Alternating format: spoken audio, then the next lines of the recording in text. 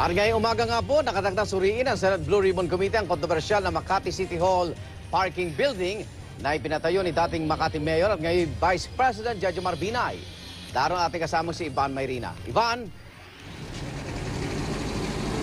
Yes, Igan, alas 9 ng umaga ang schedule ng ocular inspection na yan. Yan ay iminungkahi ni Senador Antonio Trillanes IV sa kanilang pagpapatuloy ng investigasyon tungkol sa umano'y overpriced nga na building. Nagkakatalo kasi, Igan, ito bang building na ito na may 6 na palapag na parking at may 5 palapag na office building ay popresyo na 2.3 billion pesos. Kaya nais daw ng mga senador na makita para sa kanilang mga sarili kung ano ang laman ng building, kung ito ba ay sinasabing world-class at version ng Makati ng Green Building. At inaasahan nga na magsasama sila ng mga eksperto para magkaalaman kung ano ba talaga ang dapat na presyo nitong Makati City Building 2 o yung tinatawag nga na Makati City Parking Building.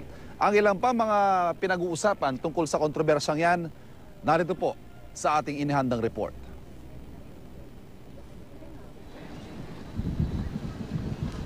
Ito ang Makati City Hall Building 2 o ang tinatawag ding Makati City Parking Building. Most expensive parking building sa buong mundo. Ang bansag dito ng mga nagsampa ng reklamong plunder sa Ombudsman laban sa magamang Vice President Jejomar Binay at Makati Mayor Junjun Binay. Sa ibaba, makikita ang licensing at business permit section. 6 sa 11 palapag, ginagamit na opisina ng mga iba't ibang serbisyo ng City Hall. Ang 5 palapag, siyang ginagamit naman na parking area ng mga hukom ng Makati Regional Trial Court at iba pa mga empleyado ng City Hall. Meron itong 2 elevator. Ang mga dingding gawa sa salamin para mas tipid daw sa ilaw. Ang mga ilaw na ginamit, pawang LED. Meron ding hardin sa 7th floor. 2.3 billion pesos ang halaga ng gusali. Ang pundasyon ng isa raw sa nagpamahal sa pagpapatayo ng building. Ito kasing lugar na to, malambot yung lupa, no? So kailangan ang pundasyon mo, hindi ordinaryong pundasyon. Dapat mas malalim, mas matibay at yung foundation na ginamit. Inaalam ngayon ng Senate Blue Ribbon Committee kung totoong overpriced ito. Ilang beses binanggit ni Senador Alan Peter Cayetano ang libro ng Davis, Langdon and Sia Construction Cost Handbook na ginagamit daw ng mga quantity surveyor o mga kinikilalang eksperto sa pagpipresyo ng mga construction projects. Base dito, noong 2012, kung kailan patapos na ang pagtatayo ng gusali, hindi lalagpas sa 23,000 pesos per square meter lang ang halaga ng mga car park. Ang mga opisina, hindi aabot ng 40,000 pesos.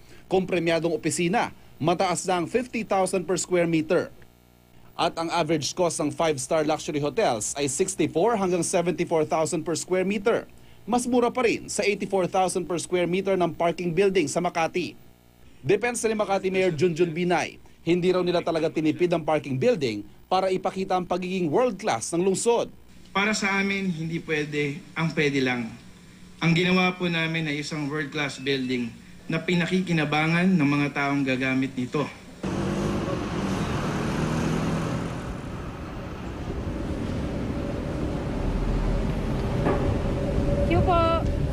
Igan, wala pa tayong kumpirmasyon kung sino-sino ang mga senador na pupunta rito, bagamat ang isa sa kanila ay ang namumuno sa subcommittee na si Senador Coco Pimentel.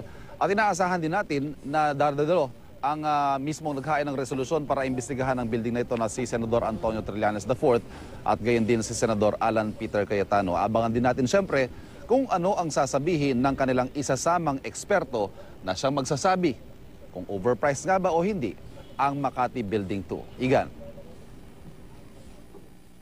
Ivan Mayrina.